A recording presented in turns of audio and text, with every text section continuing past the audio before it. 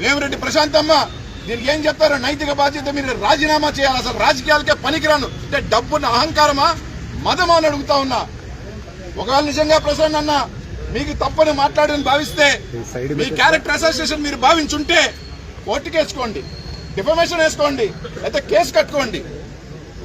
అంతేగాని కేసు కట్టుకోండి, డిఫమేషన్ వేసుకోండి, రాజ్యాంగబద్ధంగా ఏం చేయాలో చేసుకోండి. మేము డబ్బులున్నాయి, మేమంతా పెద్ద మనుషులుగా చలామణి అయ్యేదానికే, మేము సేవ చేయడానికి ఇదే మేము సేవ చేసేది. ఇదేనా అంటున్నా?